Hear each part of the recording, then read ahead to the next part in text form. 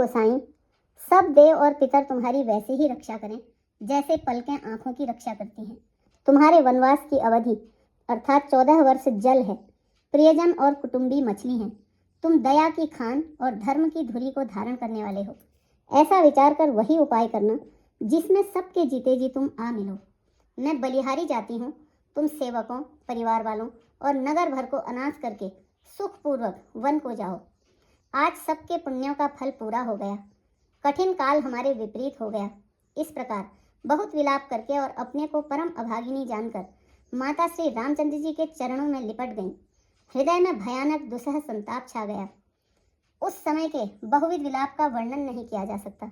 श्री रामचंद्र जी ने माता को उठाकर हृदय से लगा लिया और फिर कोमल वचन कहकर उन्हें समझाया।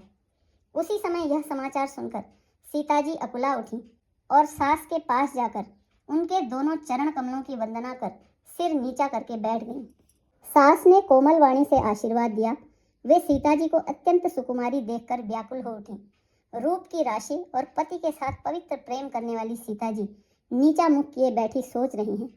जीवननाथ वन को चलना चाहते हैं, देखें किस पुण्यवान से उनका साथ होगा। शरीर और प्राण दोनों साथ जाएंगे या केवल प्राण ही से इनका साथ होगा।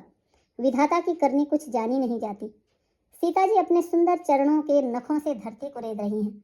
ऐसा करते समय नूपुरों का जो मधुर शब्द हो रहा है, कवि उसका इस प्रकार वर्णन करते हैं कि मानो प्रेम के वश होकर नूपुर यह विनती कर रहे हैं कि सीता जी के चरण कभी हमारा त्याग न करें।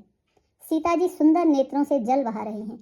उनकी यह दशा देखकर श्री रामचंद्र जी की माता कौशल्या जी बोली, हे तात सुनो, सीता अत्यंत ही सुकुमारी हैं तथा सास, ससुर और कुटुंबी सभी को प्यारी हैं।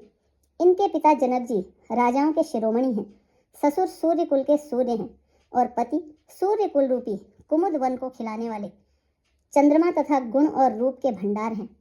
फिर मैंने रूप की राशि, सुंदर गुण और शील वाली प्यारी पुत्रवधू पाई है। मैंने इनको आंखों की पुतली बनाकर इनसे प्रेम बढ़ाया है और अपने प्राण इनमें लगा रखे हैं। इन्हें कल्पलता के समान मैंने बहुत तरह से बड़े लाड़ और चाव के साथ स्नेह रूपी जल से सींचकर पाला है। अब इस लता के फूलने फलने के समय विधाता वाम हो गए। कुछ जाना नहीं जाता कि इसका क्या परिणाम होगा।